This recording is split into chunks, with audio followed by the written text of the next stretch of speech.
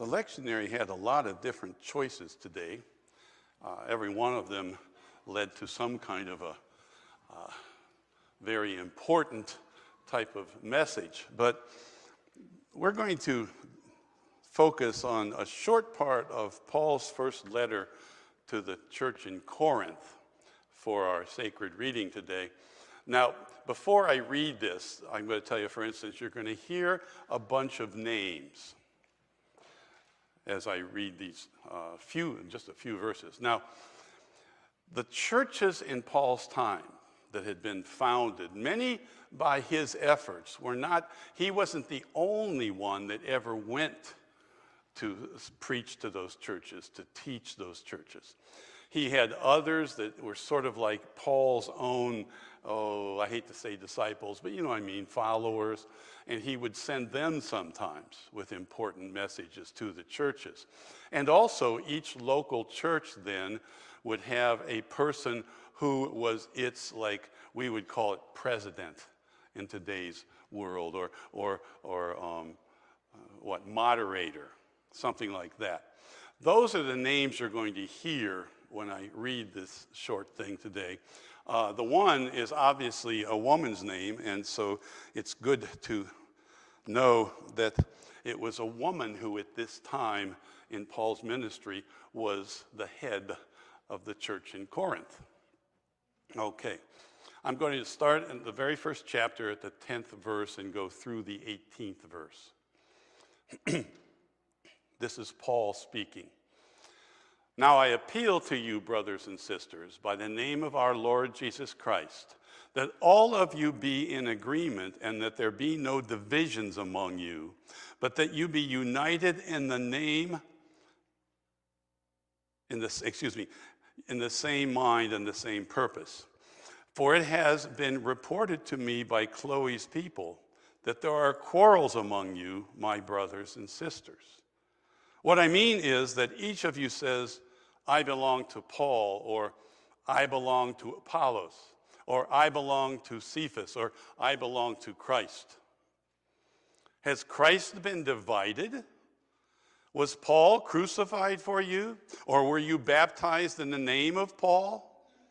I thank God that I baptized none of you except Crispus and Gaius, so that no one can say that you are baptized in my name. I did baptize also the household of Stephanas. Beyond that, I do not know whether I baptized anyone else. For Christ did not send me to baptize, but to proclaim the gospel, and not with eloquent wisdom, so that the cross of Christ might not be emptied of its power. For the message about the cross is foolishness to those who are perishing, but to us who are being saved, it is the power of God. Here ends the reading of Scripture. May God grant its meaning to our hearts and our minds.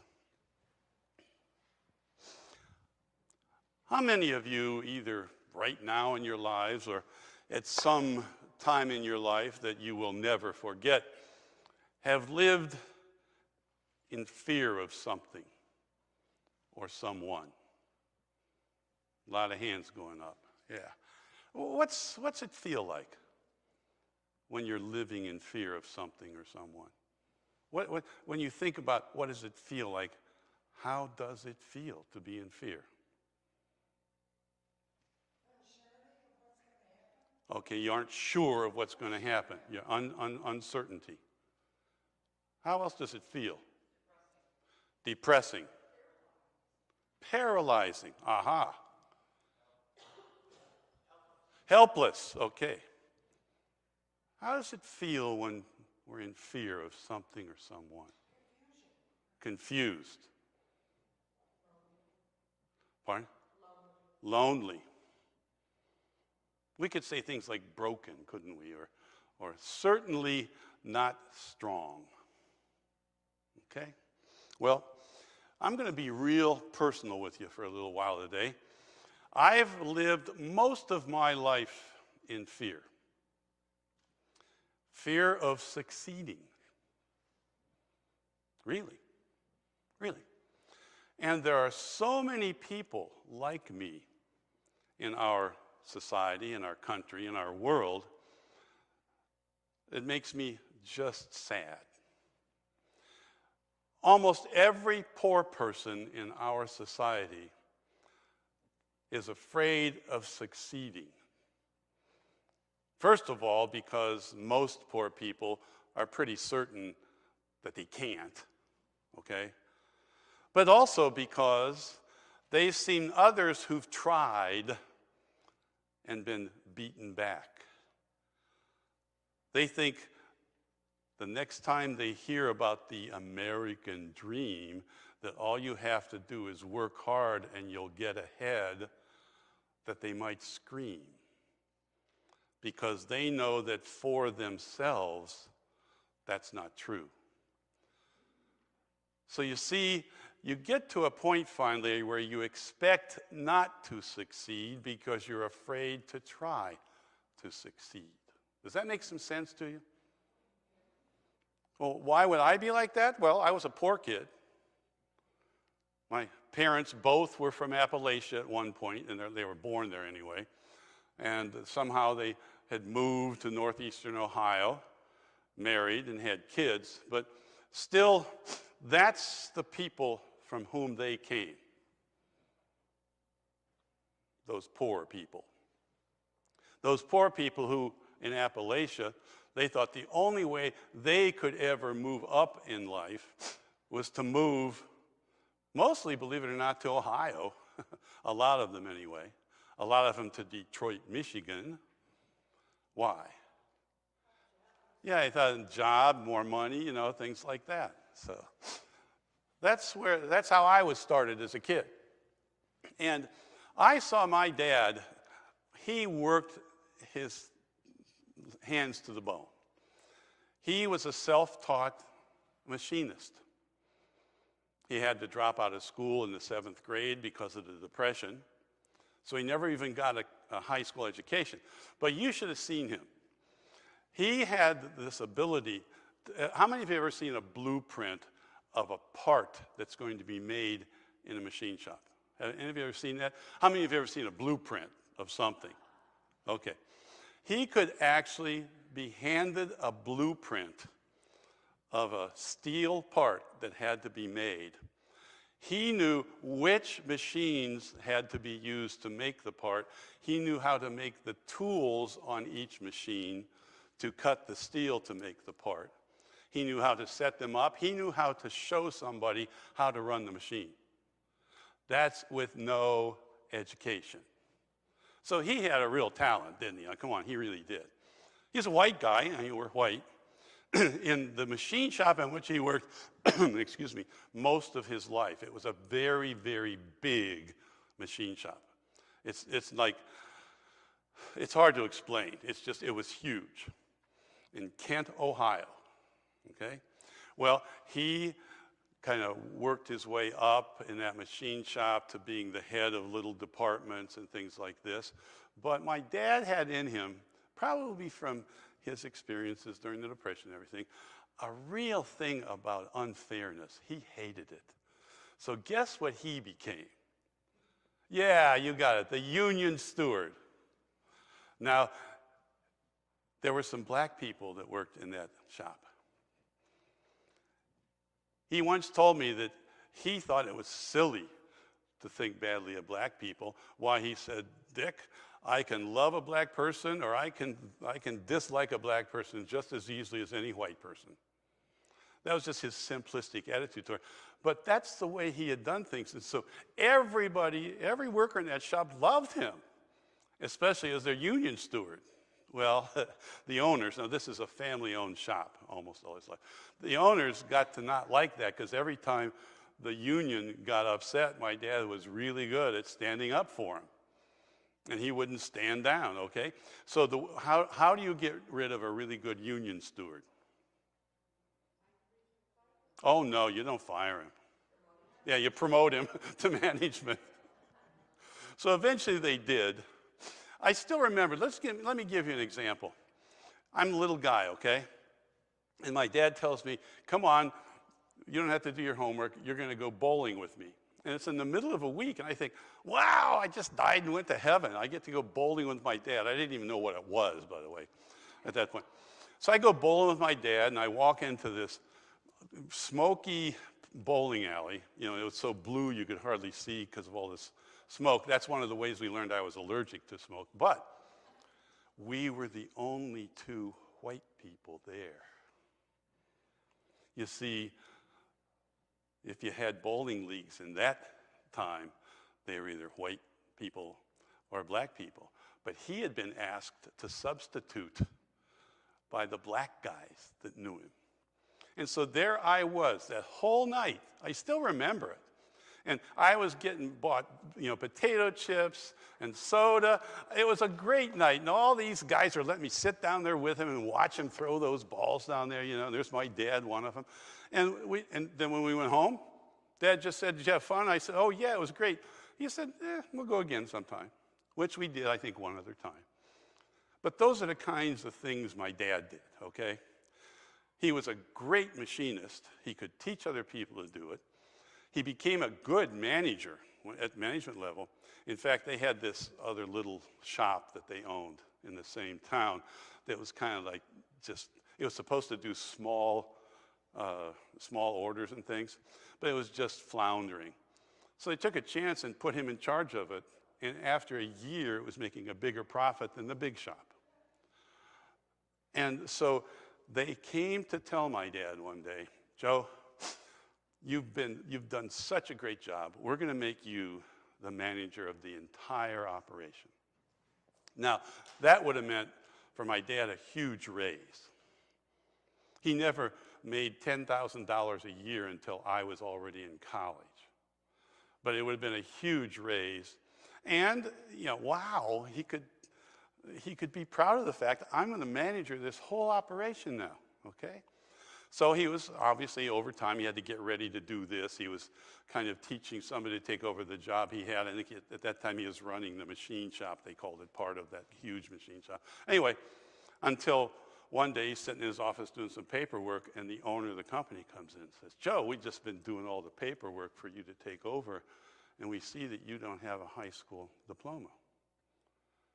My dad's answer was, "Well, it's because of the Depression. I had to drop out." "Well, we can't have somebody running our operation that doesn't have a high school diploma." He never got the job. That's the way it is for poor people all the time. All the time. We think a poor person is kind of genetic in our society. We're treated, well, they're poor because their parents were poor. That's the way it goes for those people. Isn't that true? How many of us here can think of those people in some way? Ever heard of the trailer park people? Huh? Ever hear of that? Ever hear that said? I know some of you have because you've told me because you lived there. The apple in the tree. I'm not sure what that is. Oh, yeah. Apple never falls far from the tree, yeah. So, you see, it's tough being poor people. And so, in effect, you live in fear all your life. The kind of fear that paralyzes. The kind of fear that makes you depressed. The kind of fear that says, it doesn't matter what I do, I'm never really going to get ahead. There will always be somebody with just enough power to pull the rug out from under me. Do you see how I could live my life in fear? I was always afraid to succeed because I knew that it didn't matter how well I was doing, somebody was going to pull the rug out from under me. Well, it didn't happen, but it might as well have for me. Try living that way. That you can do something, you can do it well, and you start to do it, and you think, who's going to pull the rug out from under me? Who's going to do that? How many of you hate the story I'm telling you? Don't you? Do you believe it's true? But there's a lot of people like me who are afraid of succeeding because they know they can't, or they know that somebody will take it away from them. Would you ever feel like doing something to make it for those people so it doesn't have to be that way, the poor people in our country? The richest country in the world with one of the highest rates of infant mortality. Now, wait a minute. How can that be? How can that be? The richest country in the world by far with one of the highest rates of infant mortality.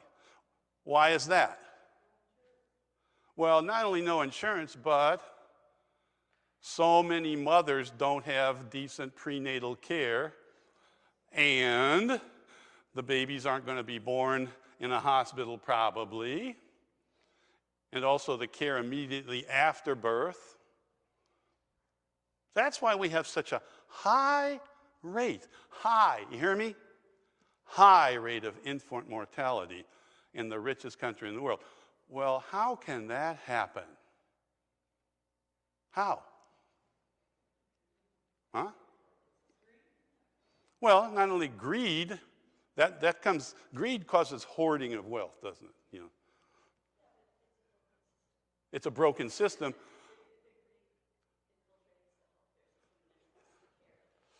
Yeah, but still, most of us who have it don't care about those who don't. That's the truth. Do you think somebody who their whole life has never had to work for anything, who takes this public service job called a senator or a congressperson in the United States Congress, who then gets paid a six-figure salary for public service, who has this huge expense account that they can do for anything, who knows that if they don't get reelected, that they'll be hired by somebody to be on their lobbying team. Do you think they know anything about what it's like to be poor? Do you know that they know anything about what it's like to live in fear? Do you think that they know anything about worrying about where their kids might be born? Of course they don't. What might make persons with all that power start to know and maybe even to care?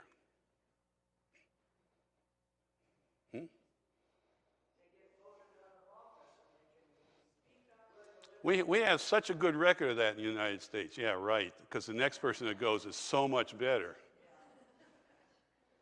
Seriously, what might make them change?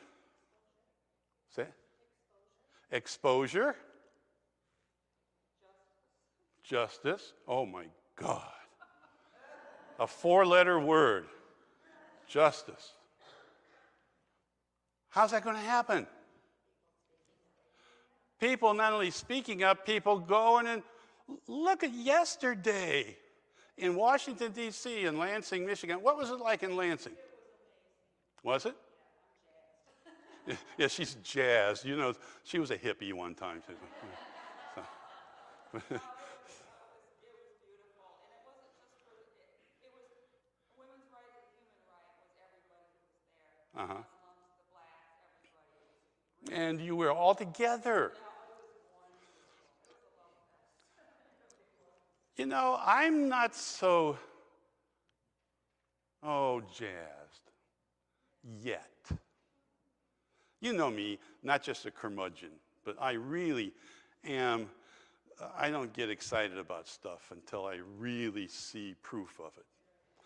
What I hope we see, what I know we need to see if things start changing in this, the richest society in the history of the world, is about 6 months from now, the tally of marches, the tally of protests, the number of people who have taken some of their vacation time and spent it just nagging at senators and congresspersons both in Lansing and in the United States Senate and Congress, okay?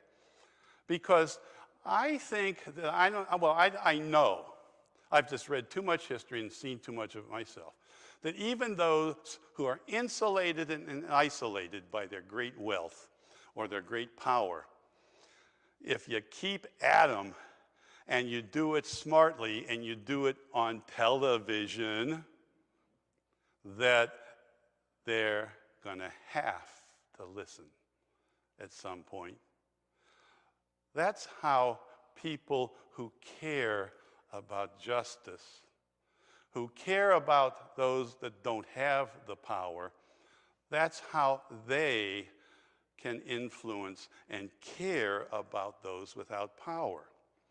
The United Church of Christ, for a long time in its history, has tried to educate its people to quit talking about peace without talking about justice.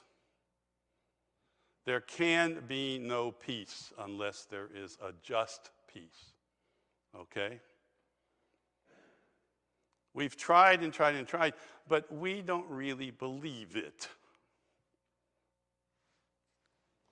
I don't know how many United Church of Christ people there were in those marches, but there was a fantastic speaker at the Martin Luther King commemorative service. It wasn't a worship service, but service on Monday, this past Monday, at Fountain Street Church. He had been a kid of the streets and everything like that, raised in foster homes. He's now a great speaker, and he was telling people partly about his own personal journey to his place now of stardom. He really is. He's written books. He's a hip-hop mogul, and he also is a great speaker for human rights. Well, one of the things he remembered, now this is really important, he used these words: the United Church of Christ took a bunch of us from college and helped us relive Selma. How many of you know about Selma, Alabama, the march in Selma and everything? It's one of the most important parts of the civil rights movement, okay? He said the United Church of Christ, he's not a member anymore, by the way, of the United Church, took a bunch of us from college and helped us relive Selma.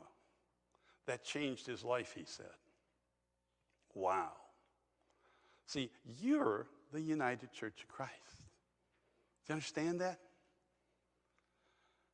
You're the United Church of Christ. Now, how many have ever tried to, you've thought about, I got to face this, whatever this is in my life. I got to face this, but boy, I just can't do it on my own. Ever had something like that in your life? I finally had to go get counseling for my problem. It was just doing too many bad things to me, the fear of succeeding. Finally found a counselor who had a harder head than I do, and he was helpful. I'll never be over it, but I do better now. Couldn't do it on my own. How many of you know of something you really ought to face, but you just think it's too big and can't do it? Afraid you aren't powerful enough or something? Well, James Baldwin once said, it is true that there are some things in our lives that we cannot face on our own, but we'll never know until we face them. We'll never know. What can we do as people who invoke the name of Christ when we gather? Who are bold enough to tell anyone who wants to know that, yes, we are Christians. Christians, that's invoking the name of Christ as that's what our life is. What can we do to start making some more difference? See, the time might be real special right now. I don't know. But that was a lot of persons yesterday all over the world who were gathering for something to make a statement. And it was because they believed the person who was elected to be the head of the strongest nation in the world had said enough, done enough to make it dangerous for women going forward. Didn't care about equal pay for equal work, for instance, or being in charge of their own bodies and their decisions about that, who didn't care about preschool and daycare. Okay? That's what they went because of. And for me, as little as I watched it, because I hate watching that stuff, but I did watch enough, that message came across to me. It wasn't just we're against. Hey, listen, this is what we're for, and we're going to push for it, and we're going to be back. We're going to be pushing for it for good. It's the for good part that I hope is true. How can Christians, knowing of the great injustices that go on every day as a regular part of the fabric now of our society and our economy, how can we just talk about justice? What Paul was reminding the people in that congregation in Corinth about was something that they had already determined was true for them, that they knew of the power, P-O-W-E-R, that was the word he used, that's not a poor translation from the Greek into English, the power of the cross and the power of God. Wow. Think of that. That if as Christians we together start acting and really organizing and pushing and protesting and suggesting what the laws ought to say, those kinds of things. Just think if we together did that. How many of us are going to show people that we believe in the power of the cross and the power of God beyond the power of money and fame, fortune? Because the power you see of us is going to be either amazing or it'll never happen again. Now is the time, my people. Don't think that there's something you can't contribute, because of course there is. Each of us added to the whole makes us bigger and more powerful. Each of us becomes powerful in that way together. The power of the cross. It's time for us to be able to show and tell what that's all about. Those with ears to hear, let them hear what the Spirit is saying to the churches. Amen.